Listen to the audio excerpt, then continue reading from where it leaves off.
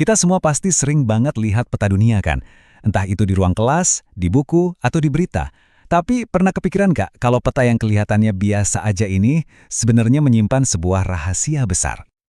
Oke, ayo kita bedah bareng-bareng. Coba deh, lihat peta ini baik-baik. Ini adalah peta yang mungkin paling sering Anda lihat, yang dikenal sebagai proyeksi Mercator. Pertanyaannya simpel aja, apakah gambar yang kita lihat ini 100% akurat? Jawabannya, ya nggak sesederhana itu.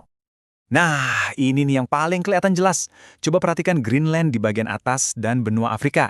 Di peta ini, kelihatannya ukuran mereka hampir sama kan? Greenland bahkan terlihat gede banget dan memanjang. Tapi kenyataannya, luas daratan Greenland itu cuma sekitar 1/14 dari luas Afrika. Betul, Anda nggak salah dengar.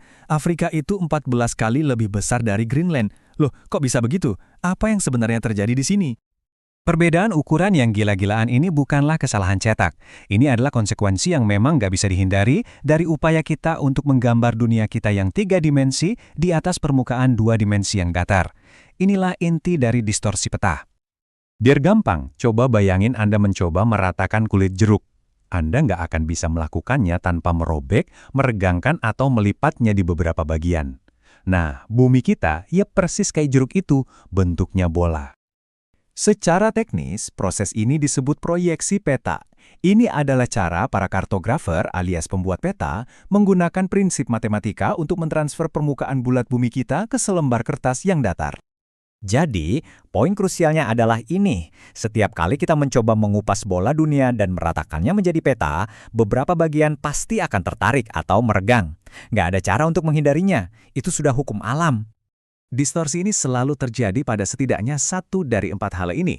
Bisa jadi bentuk negaranya berubah, luas wilayahnya tampak lebih besar atau lebih kecil dari aslinya, jarak antar kota jadi nggak akurat, dan bahkan arah kompas pun bisa menyimpang. Nah, karena distorsi nggak bisa dihindari, para pembuat peta harus pinter-pinter milih. Mereka harus memilih jenis proyeksi yang paling cocok dengan kebutuhan mereka. Secara umum, ada 3 keluarga besar proyeksi. Pertama, silindris. Bayangin aja globe dibungkus pakai kertas yang digulung jadi tabung. Ini bagus banget buat area di sekitar Khatulistiwa. Kedua, kerucut. Ini kayak kita naruh topi pesta di atas globe. Sangat akurat untuk wilayah di lintang tengah seperti Amerika Serikat atau Tiongkok.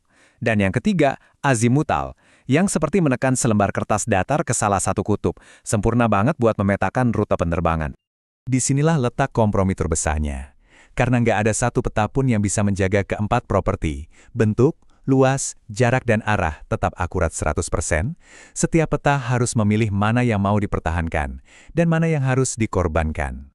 Dengan kata lain, setiap pembuat peta itu secara sadar memutuskan distorsi mana yang bisa diterima demi tujuan tertentu. Jadi ini bukan soal peta yang benar atau salah, tapi tentang peta yang berguna. Kompromi yang paling umum itu antara bentuk dan luas. Peta konformal, kayak si Mercator tadi, itu menjaga bentuk daratan tetap akurat, makanya bagus buat navigasi. Tapi akibatnya, luas area di dekat kutub jadi melar gede banget. Sebaliknya, ada peta setara luas, seperti Gall-Peters. Peta ini menjaga perbandingan luas antar negara tetap akurat, tapi ya itu, bentuk negaranya jadi kelihatan agak aneh dan terdistorsi. Lalu ada pilihan ketiga, proyeksi equidistant. Peta jenis ini beda lagi. Dia nggak fokus pada bentuk atau luas, melainkan menjaga agar jarak dari satu titik pusat, misalnya sebuah kota, ke titik lainnya di peta tetap akurat. Dan ini menggambarkan dengan jelas kegunaannya masing-masing.